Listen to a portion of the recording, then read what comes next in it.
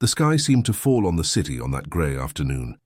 The heavy clouds gave no respite, and the rain fell non-stop, as if the whole world was crying along with it.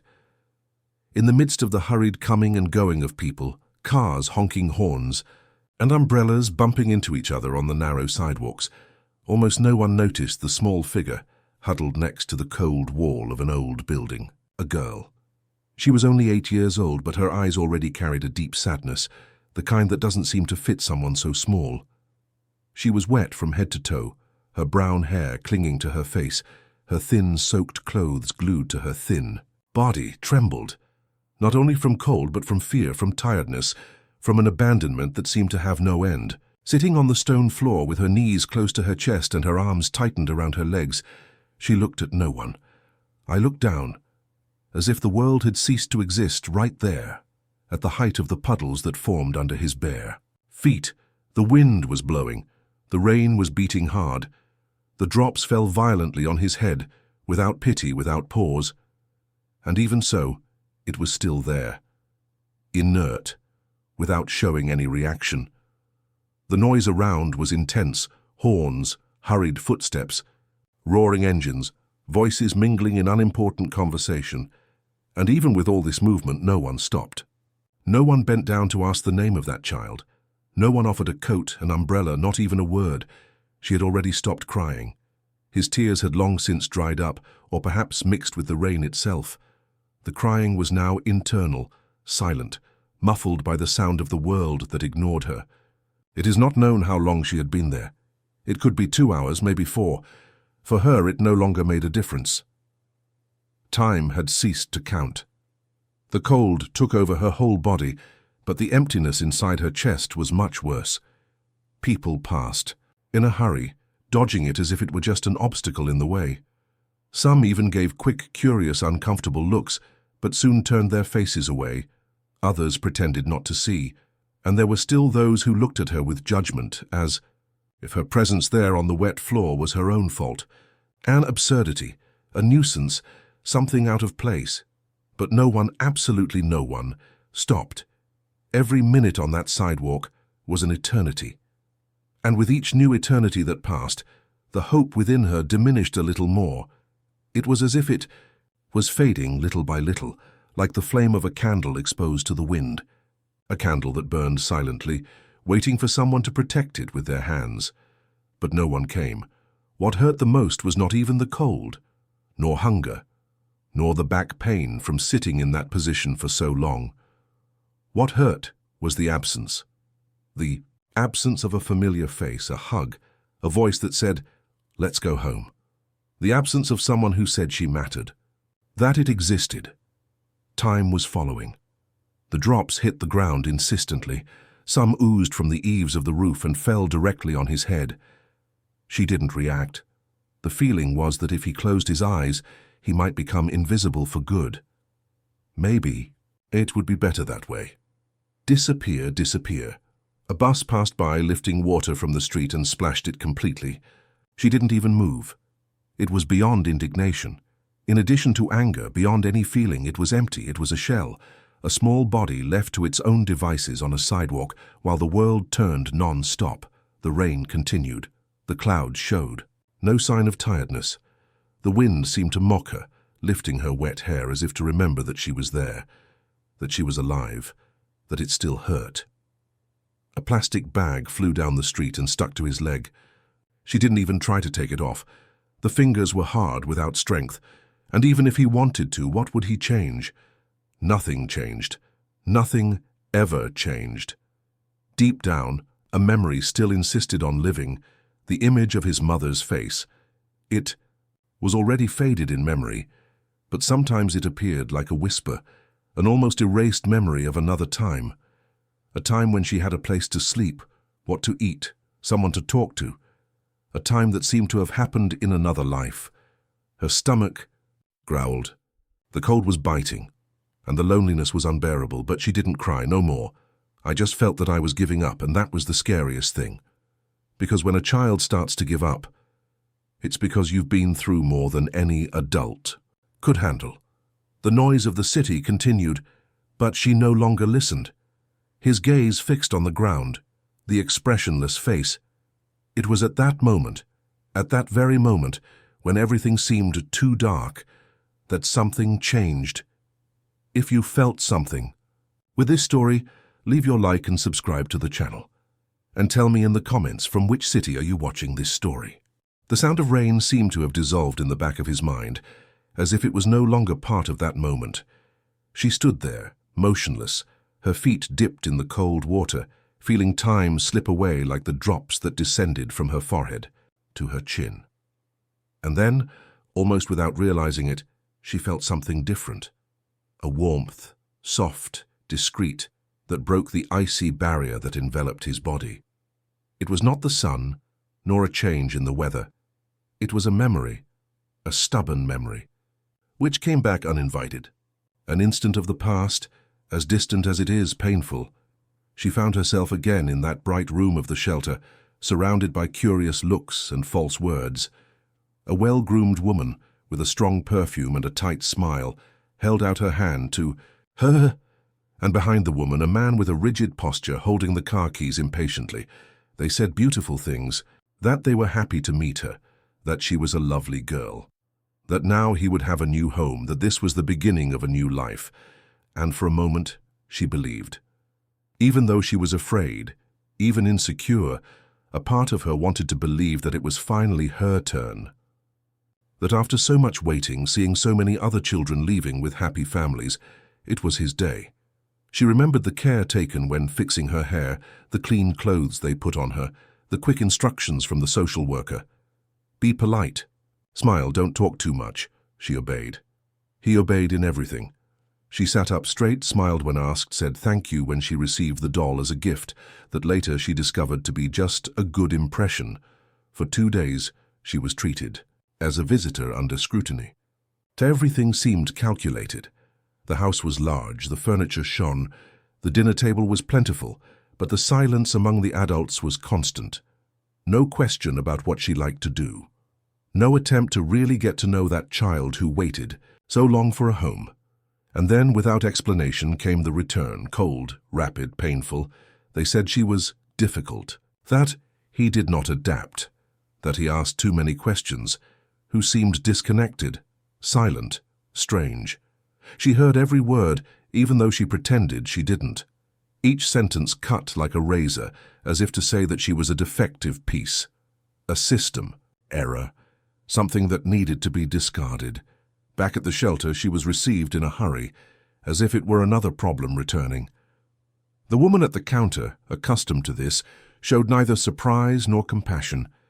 He just pointed to the aisle bench and said, "Sit and wait." She sat down, waited, and he waited. Hours, until no one looked at her anymore. No one came to pick it up. Nobody said what was going to happen. Then she stood up. He passed through the door with his eyes downcast without making a sound. No one noticed, no one asked. It just left. And that's how it ended up on that sidewalk. Alone. Under a rain that seemed to have been born from the same feeling she carried inside her chest. Now, back in the present, with her eyes glazed over the puddles of water in front of her, she no longer felt anger, just tiredness.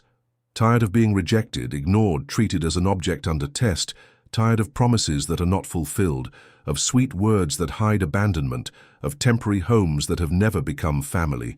She didn't understand what was wrong with her. He tried to remember if he had done anything wrong, if he had talked too much, if he had eaten wrong, if he had asked for a lap when he shouldn't.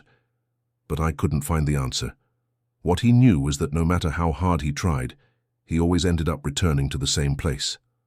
Silence. The wait. The absence. Each time this happened, he took a piece of her, and now perhaps there was none left. His body ached, but his soul was in pieces. What was left was just the shell of a child who learned too early that waiting is no guarantee of anything. And there, sitting in the rain, she let the last thread of hope that still held her firm run down her skin. I didn't know if anyone would come. I didn't know if anyone would notice.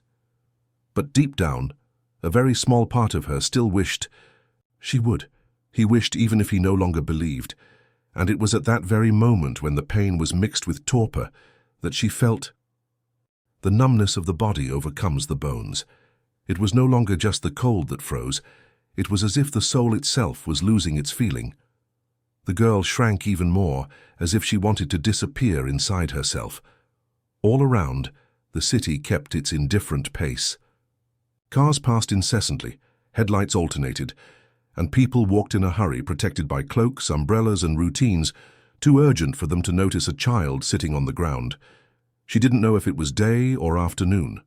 The rain left everything, with the same color, gray, a wet, muffled, heavy gray. The hours didn't seem to move, or maybe they were passing too quickly. It was hard to tell. She had stopped feeling time when her hands began to tingle. Then the fingers became stiff.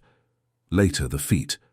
Now, it was his face that burned in silence, bruised by the icy water that gave no respite. Ahead, shoes came and went. Leather soles, wet sneakers, heeled boots, hurried sandals. No pair stopped. Some even slowed down but soon followed. One or the other glanced at it, but looked away quickly, as if the simple act of facing suffering was a nuisance. It was easier to pretend she wasn't there. It was easier to imagine that this scene was nothing more than a detail out of place. A man in a suit passed by mumbling something about the sidewalk being slippery. Right behind him, a woman adjusted her bag on her shoulder while talking on her cell phone, completely oblivious to the girl curled up a few centimeters from her leg. No one stepped on it, but everyone stepped on its existence. A group of teenagers laughed out loud as they passed. One of them launched a mean comment about abandoned children. None of them stopped. None of them realized that this girl was there, not by choice but by absence of alternatives. And so time went by. Hunger started as a squeeze, then it turned into a hole, then it turned into a torpor. The stomach, from complaining so much, fell silent. There was only an emptiness left, as if the body was giving up asking. Thirst was another uncomfortable presence, but it was confused with the drips that entered the mouth unintentionally. It was as if the rain mocked her, offering a false, diluted, useless relief. She felt her body give way little by little. But he couldn't lie down. I didn't want to sleep there. I had heard stories of children who slept on the streets and never woke up again. Not that this was a concrete fear. It was just a distant thought without the strength to provoke panic. Just one more thread among so many that were falling apart. The smell of wet asphalt, the oil from cars mixed with dirt from the sidewalk, the hot steam coming out of the manholes. Everything was hostile. Nothing there welcomed her. Nothing there gave it a name. It was as if the world had turned its back on her and now pretended that she was just another part of the cityscape. No one asked who she was. No one imagined that she had a story. She had already been called many names throughout her life, some affectionate but almost all distant. In temporary homes, she was addressed as she. In the shelter, as one more. On the streets, like that, one over there. Never a daughter, never ours. And now, sitting on that cold sidewalk, she was nobody. A lady passed by with a shopping cart. He looked for half a second and quickened his pace. A man passed by soon after, diverted his body, so as not to wet his shoe. A boy holding a dog tried to get closer, but the mother pulled hard and whispered something in his ear, as if to say, "Don't get involved." And she was still there. No voice. Faceless. The world did not stop. The city didn't care. And she was gradually beginning to convince herself that perhaps there really was no place for her anywhere. With each car that passed, with each face that swerved, she lost another piece of hope. I was learning that the pain of indifference was greater than the physical pain. That loneliness surrounded by people hurt more than abandonment in the dark. His small hands were red, his mouth trembled uncontrollably, and his eyes, though dry, seemed to beg for something that no one there could, or wanted, to offer. She didn't cry. No more. Crying, when it does not find an answer, dries up. And what remains is a silence that screams. It was in this silence, in the midst of that blind crowd, that something finally changed. In the midst of the blind crowd and the eyes that could not be seen, in the heart of that hurried and noisy city, the girl was still there, motionless, sunk in a silence that no one heard. Time had ceased to be an understandable flow. I didn't know if it was still late, if it was already night. The grey light of the sky blended with the illumination of the streetlights that began to light up, announcing that the day was coming to an end, although, for her, nothing had even begun. His eyes were heavy. The head drooped sometimes, as if the body said that it could no longer sustain that battle. But something, still very fragile, prevented her from giving herself up for good. An almost imperceptible remnant of resistance. One last thread. The rain had subsided, but the ground was still soaked. The drops, now more spaced out, fell as if they had lost strength, dragging the sound of the afternoon into a kind of sad echo. Still, the steps were in a hurry. The cars continued to honk. The world kept turning. Only she remained in the same place, as if she were trapped in a time that did not pass, in a pain that no one saw. It was then, without warning, without preparation, without any sign, that he felt it. That touch, lightweight, warm, strange, one hand on the left shoulder. The body reacted immediately. A scare, a shiver that ran from the back of her neck to her feet. The first impulse was to shrink more, as if fearing punishment. But there was something different about that touch. It wasn't abrupt. He was not demanding. It was just present. She slowly looked up, as if she still didn't believe it was real. The mind, numbed by cold and pain, struggled to process. The vision was blurred, and for a moment, everything fell silent, as if the world had held its breath. There, in front of her, was a woman. He was standing with a simple umbrella in his hands. He wore discreet but well-groomed clothes. Her face was marked by time, with soft wrinkles and sunken eyes, but there was something in her eyes that no other look in that city had offered. Presence. She didn't say anything. He just stared. Not with pity. Not in a hurry. Not afraid. It was a direct, attentive, calm look, as if, finally, someone was actually seeing that child and not just walking past him. The touch of the hand was still there. It had not been removed. She didn't pull it. He didn't force her to do anything. It was just there. A small gesture, almost banal, but in that situation, it carried a meaning that was impossible to measure. It was as if to say, "You exist." The girl didn't know how to react. The words did not come. His throat was dry, his muscles tense, everything was on alert, as if he didn't know if he could be trusted. But at the same time, something inside her, that part that hadn't died yet, began to warm up. A timid heat, coming from within, like the flame that tries to rekindle in the middle of the wind. The woman lowered her umbrella a little and tilted it towards the girl, protecting her from the light rain that was still falling. The gesture was simple but powerful. For the first time in hours, someone had done something for her, something that demanded nothing in return. Still speechless, the girl averted her eyes from the woman's face and looked at the floor. The wet, dirty floor where she had been sitting since she didn't even know anymore. But now there was a pair of firm feet before her, and a gesture that he did not charge. He only offered. His heart was beating fast, not from fear, but from a confused mixture of relief and incredulity. Was it possible that someone had really stopped for her? Was it possible that this moment, so small, could mean so much? She didn't know who that woman was, where it came from, why had it stopped? But at that moment, it didn't matter. What mattered was that, after hours of invisible, ignored, soaked, and about to give up, someone had finally reached out. And that was enough to break the silence. Not the silence of the environment, but the silence within her, a silence that had lasted too long. She didn't know how long she stayed there, just feeling that hand resting gently on her shoulder. It was such a simple gesture, almost imperceptible to anyone passing by. But to her, on that damp and sad night, it was as if the world had stopped, not to turn again, but to, for the first time in a long time, look her in the eye. It was a touch that did not require it. He didn't press. He just said, in silence, that she was no longer alone.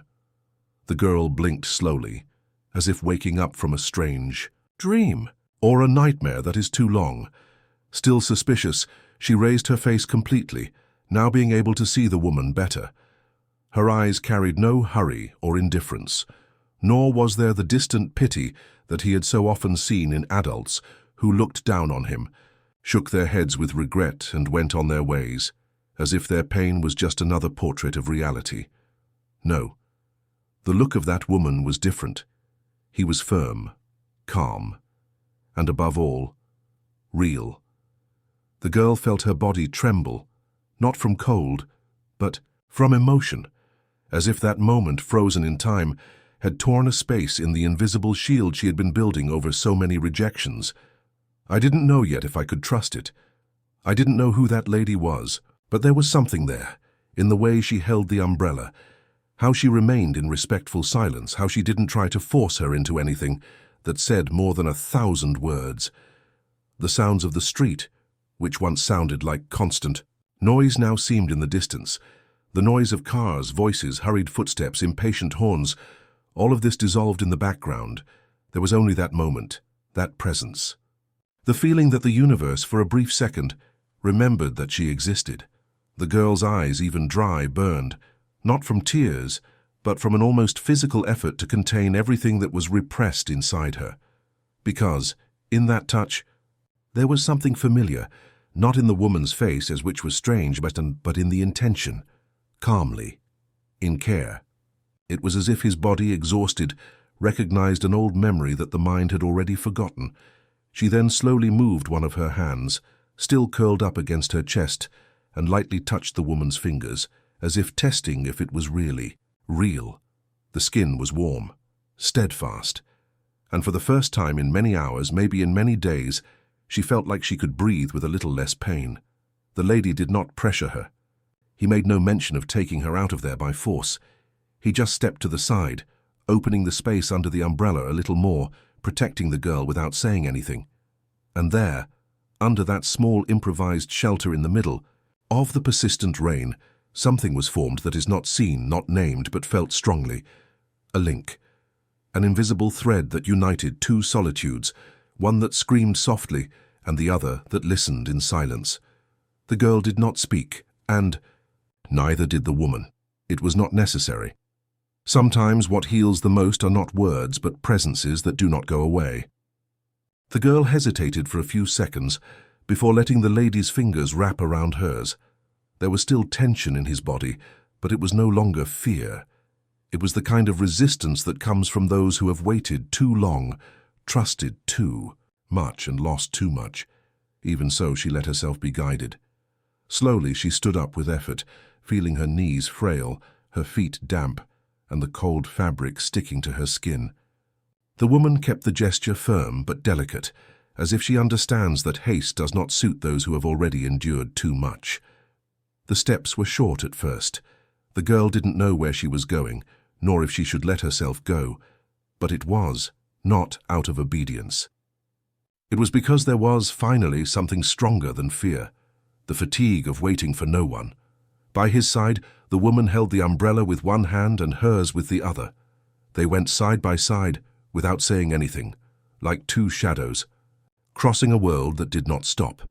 The street seemed less threatening now. The headlights reflected in the puddles of water and drew strange glows on the asphalt.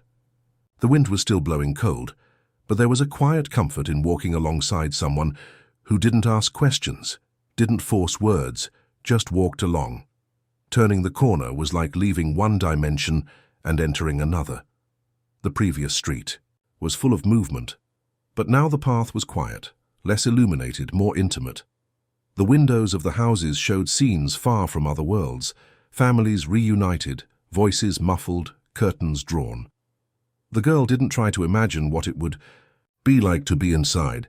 I had already learned over time not to dream about what was out of reach. When they stopped in front of a simple house with a low gate and peeling paint, she didn't know what to expect. The lady pushed the gate carefully, without letting go of her hand.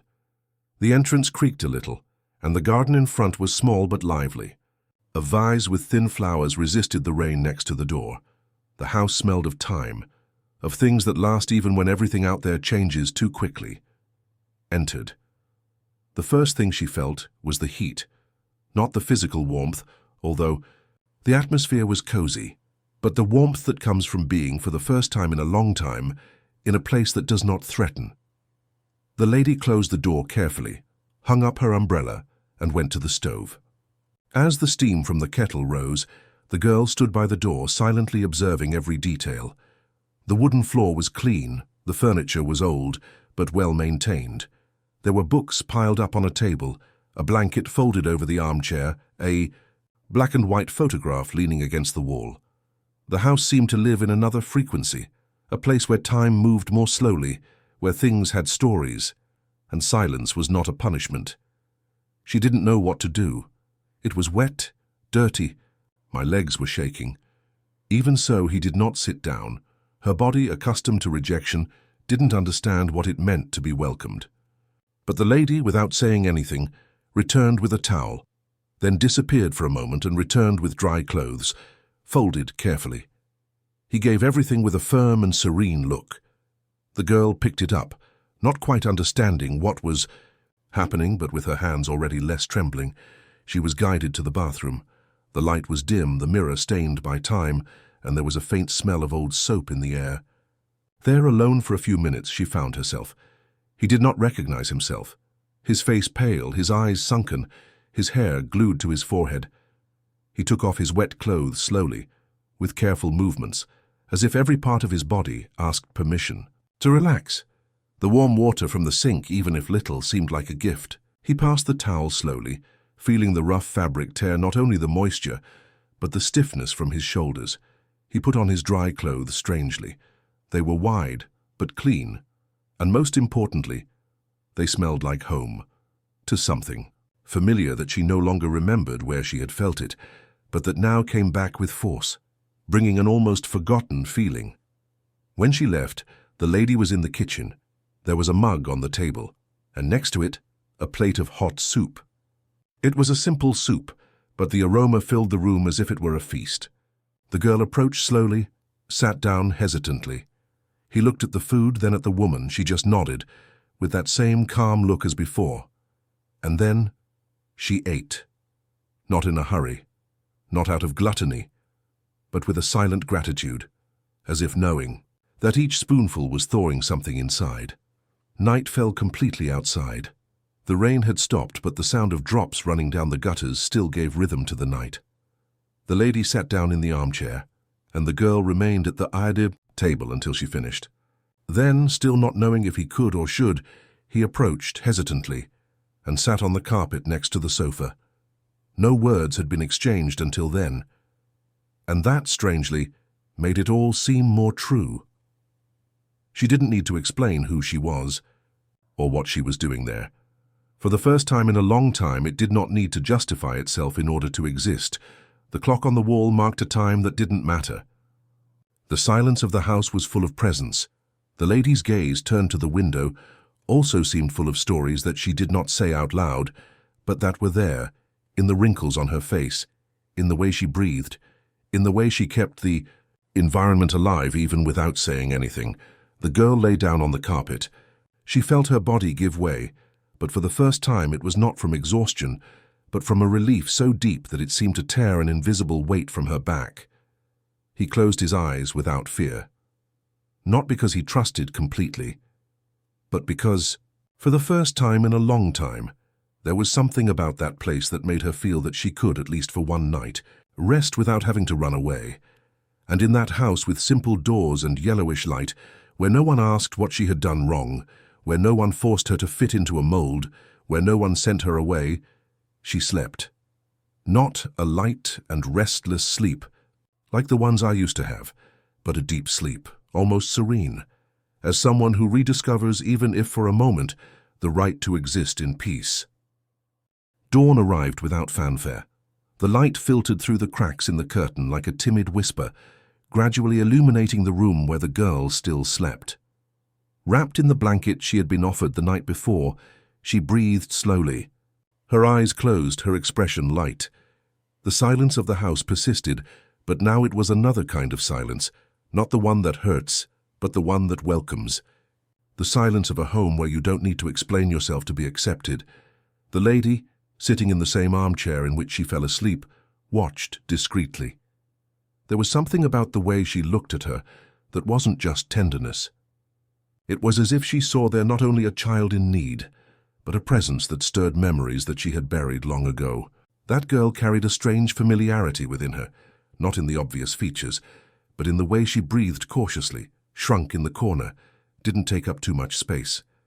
As someone who carries the weight of having been forgotten, and it was impossible to ignore the feeling that somewhere in the past their paths had already crossed, even if by invisible threads. The girl woke up slowly, her eyes blinking against the soft light, as if she needs to remember where she is before relaxing. When she realized that she was still in that house, the reaction was not one of fear, but of silent surprise. She was used to waking up in unknown places, but always with the feeling that she would soon be sent away. This time, though, there was the smell of coffee in the air, the faint sound of a kettle, and a calm presence by his side. She sat down, pulling the blanket carefully, and stared at the lady with the same watchful look as the night before. There was still distance between the two, but it was no longer made of fear. It was made of respect. Over the days that followed, something began to change. Gradually, the girl allowed herself to exist inside that house. First with short steps, walking slowly from one room to another. Then with curious looks at the objects, the books, the paintings, the plants. He didn't touch anything, but he observed everything, as if collecting clues to understand a new place.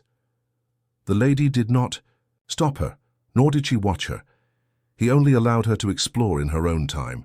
Communication between them remained rarefied, but where there were no words, something deeper emerged: listening.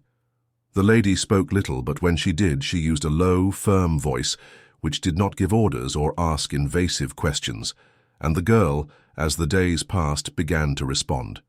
First with gestures, then with short sentences, a nod, an almost whispered yes, a shy thank you when receiving the plate of food. It was as if the words sprouted little by little after a long time stored. In the late afternoon, she would sit by the living room window, with her knees close to her chest, watching the world from the outside. On the other side of the house, the lady watered the plants, organized books, worked on the stove, and from time to time they exchanged glances, looks that demanded nothing. They only confirmed that they were there for each other in that shared time. One night, while opening an old closet in search of a blanket to wash, the lady found a box that she had not seen for many years. It was small, made of dark wood, with a rusty metal clasp. He hadn't opened it since a painful stage of his life had ended, or at least that's what he had believed until then. She carried the box to the kitchen table, wiped off the dust, and opened it slowly. Inside, among yellowed letters and forgotten objects, there was a photograph. It was from many years ago, almost 3 decades. It showed 3 women side by side, himself, his younger sister, and his sister's daughter, still a baby. The lady stared at that image as if she wanted to extract from it something that time had blurred. And suddenly he realized. It was the look of that child in the photo. It was the same one she now saw every day, sitting on the living room floor in front of the window. The same way of looking at the world, with contained curiosity and a sadness that did not match her age. The lady's heart raced. He began to pull from memory the fragments of that time. She remembered her sister's disappearance, of the letters that stopped arriving, of the silence that settled for years without explanation, from the vague news that her daughter had disappeared. With her mother, he never had contact again, and over time he believed that he would never know what had happened. Now that girl in her house, nameless, unoriginated, seemed loaded with answers that no one had ever given her. I didn't say anything at that moment, but he began to observe more closely. He looked for clues in the girl's reactions, in the features of her face, in the objects she was carrying. And it was in one of those moments, while helping her put away the laundry, that she saw a small necklace hanging around her neck, under her shirt. It was simple, of old metal, with a star-shaped pendant. She recognized him right away. It was his sister's. It was hers when she was young. She had given it herself as a gift decades ago. His heart tightened in his chest as if he wanted to escape. It was impossible, but it was real. And there, in front of the girl, who was now beginning to smile shy when she woke up, who accepted a piece of bread without hesitation, who was already sitting at the table without fear of making mistakes, she began to understand. That child was not a stranger. She was part of something that time tried to bury but couldn't. Night fell slowly in that house of yellow light and walls full of old silences. The girl was sitting on the couch with a warm cup between her small hands. He said nothing, but his eyes traveled around the room as if observing a story he still does not understand. There was a different serenity in his posture, as if his body had finally found a corner where he could rest without fear of being expelled. The lady, in turn, walked from one side of the house to the other with soft steps. In his hands, the photo album. It was thick, covered by a fabric faded by time. He sat down at the kitchen table and opened it carefully, as if returning to a sacred place. The pages revealed faces from the past, simple celebrations, ordinary. Afternoons that time had turned into relics. He stopped in front of a black and white photo, 3 children running through a yard. He recognized his sister, he recognized himself, and among them a girl with wavy hair, a slight smile and a necklace around her neck. That necklace. He returned to the living room with the album in his hands. He sat next to the girl and opened it on his lap. He said nothing. He only pointed with his eyes to the image of the necklace now worn, hanging from the neck of another child.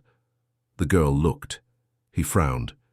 His eyes wandered between the photo and the actual object he wore on his chest. It took a few seconds for something inside her to stir, as if an old, almost forgotten piece found its fit.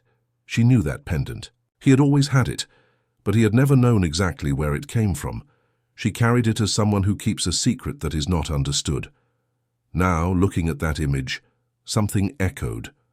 A brief memory, perhaps not complete, but alive enough to awaken a new emotion, recognition, as if a piece of his history that had always been hidden had finally been illuminated.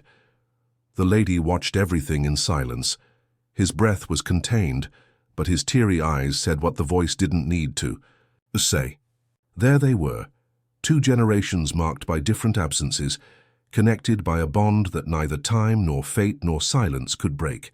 It was as if, by a whim of life, or perhaps a deeper calling, the paths had crossed just when they needed to. That night, neither of them slept early. The girl lay on the couch with the album next to her, looking image by image as if walking a road of borrowed memories, trying to find her own. The lady remained close, silent, like a patient sentinel. There was no hurry. Everything there called for a pause, care, time. In the following days, the house gained another cadence. The girl started to occupy the spaces more safely. He no longer walked with his shoulders hunched. His steps stopped being cautious and became curious. I came home from school with small drawings in my hands, asked the names of the plants, helped to take the clothes off the clothesline. And as it became integrated into the routine, the environment also transformed.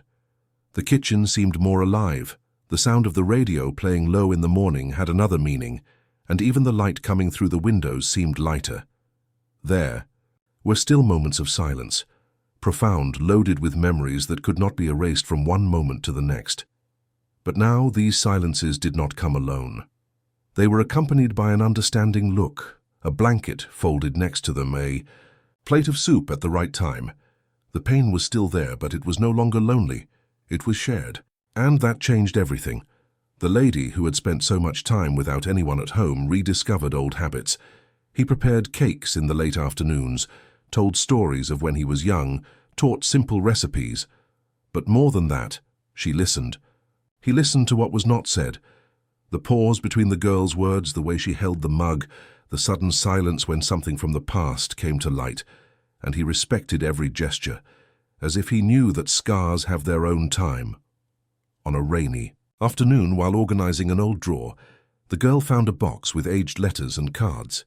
They were correspondence between sisters. He read some passages with his big eyes, as if he were finding the missing pages in the book of his own life. On those papers, there were words of affection, promises of reunion, handwritten longing. And there was also among them a photo of a young woman with eyes very similar to his own. It was his mother, the same one she could no longer remember clearly, but now returned printed on paper, in a faded frame, in words kept for years. She held the photo carefully, as if afraid to blur the past with her fingers. The lady approached slowly, sat next to him, and the two of them stood there looking at that image that said more than any explanation. A stream of tears ran down the girl's face, but it wasn't from pain. It was something rarer, relief. For the first time she had answers, and for the first time she was not alone to receive them. From that day on, something was established between them, as if the questions had quieted down a little, and in their place arose the desire to build one now, no longer a wait for rescue, nor an attempt to escape from what once was, but a quiet decision to stay, to belong, to create with daily gestures and small affections a home that did not need to be perfect, just true. The lady began to fill out some papers that had been stored for a long time. He visited the community center, talked to the social worker, explained everything calmly, bluntly. He said he couldn't go back in time, but he could offer the now, with name, address, and above all with presence. And the girl, now with her hair combed and a new notebook in her hands, followed everything with attentive eyes. There was still fear, yes, but there was also something stronger growing inside her, the certainty that at last she was home. The days were lengthening within that new routine, as if time had finally slowed down, so that the present could be lived with attention. The girl now had a name written on documents, a fixed address, a bed with colorful sheets, and a pair of shoes that did not come from makeshift donations. The lady in turn rediscovered an affection that she thought was dormant, not the affection of obligation, but that which is born of the daily choice to care, even without blood ties, even without promises. And it was in this scenario of silence and construction that a new life began to take hold. The papers passed from hand to hand, stamps were placed, quick hearings took place. The social worker, accustomed to cold bureaucracies, let out a sincere smile when she saw the way the girl leaned on the lady during the interview. The woman signed without hesitation, not because he needed to, but because he wanted to, not out of pity, but out of bond. And so, in a discreet but definitive way, the girl gained a new surname. The news ran through the sidewalks of the neighborhood with the lightness of good things. Neighbors who barely knew the lady's name started waving from the window, leaving notes with recipes, offering fruit from the backyard. The owner of the bakery across the street, without making a fuss, started to separate an extra loaf of bread in the bag on Fridays. The world around him seemed to adjust, as if he recognized that a new chapter was being written, and wanted to somehow participate in it. Inside the house, the girl transformed without her realizing it. Now he talked more, laughed more freely, chose clothes with gusto, and left notes with drawings stuck on the refrigerator. At school, she went from being a silent student to an attentive observer. He began to raise his hand in class, to share pencils, to tell simple stories of everyday life. And soon her colleagues began to approach her, not out of compassion, but out of genuine interest in knowing who this girl with the deep eyes and quiet ideas was. The lady, between one task and another, began to accompany her more often to the school gate. He watched from afar as she ran to catch up with her colleagues, and she kept every small victory in her chest as if it were her own. She felt less alone, not because there was noise in the house now, but because the girl's presence filled spaces that had previously seemed doomed to emptiness. One Saturday morning, the girl appeared with a sheet of paper in her hand, her eyes shining. It was a certificate, small and colorful, with his name printed in large letters. I had won a reading competition. It was just a classroom activity, but for her, it represented the world. The lady held the paper as if it were a trophy, hung it on the wall with duct tape, and spent the next few days discreetly inviting each neighbor who appeared to take a look at her granddaughter's achievement. Sunday mornings were filled with improvised pancakes, afternoons with reading aloud, and evenings with old movies on TV. The girl now asked about everything: why the flowers close at night, how the clouds form, where the names of the streets in the neighborhood came from. It was as if, after so long hidden within herself, She had returned to inhabit her own body with will. The house, which had previously seemed to rest in silence, now breathed with her. And in the midst of this discreet flowering, there was also the decision that sprang from the girl without anyone suggesting she wanted to return to the shelter. Not to stay, but to visit. She had a piggy bank with some coins, a couple of books she had read 3 times, and a bag of old toys that the lady had helped to gather. I wanted to give everything away, not as a return, but as an offer, as someone who understands, with early maturity, that it is possible to give something even when you have had so little. The lady nodded calmly. She helped sort the donations, washed the teddy bears, sewed the button on a doll's coat, and on the appointed morning the two walked together to the old gate, the same one through which, one day, the girl had left without a destination, under a cold rain and the crudest abandonment. Now, however, it was different. She walked with firm steps, hair tied with a new bow, discreet smile on her face. He carried the bag in his hands, and in his eyes, something that no one there was prepared to see: dignity. She was received with surprise by some employees, with indifference by others. She recognized one of them, the same one who, some time ago, had told her to sit and wait without ever returning. The woman, perhaps embarrassed, perhaps simply not knowing what to say, limited herself to asking the reason for the visit. And the girl just handed over the bag. There was no anger in his gesture. There was also no explicit forgiveness. There was only presence, an "I'm here" that said more than any speech. The younger children approached, attracted by the toys. Some ran, others smiled, and for a moment she saw herself there, not as someone who relives what was, but as someone who observes from the outside the path he has traveled. It was as if the old pain was being reconfigured into strength, in gesture, in choice. On the way out, one of the assistants asked if she would come back one day. The girl did not answer. She only looked at the lady who was waiting for her outside, sitting on the cement bench under the tree. He walked to her in silence, holding only what belonged to him now, his future.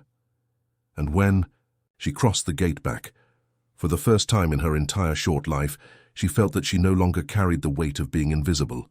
On the porch of the small house, under the calm late afternoon sky, 2 chairs side by side seemed to be enough for the whole world to fit there. The lady rested her hands on her lap. The girl, already with her feet touching the ground effortlessly, watched the birds streaking the sky with the naturalness of someone who now knew that belonging is not a place, it is a feeling. The touch on that rainy night had been much more than a gesture of compassion. It was the beginning of something that neither of them had planned, but that somehow they both needed. Because sometimes life sews destinies with invisible lines, and when that happens, there's no going back to what you were before. If this story touched you in any way, if at any time you saw yourself in it, leave it here in the comments. This message was for me. It will be beautiful to see how many people also felt this connection.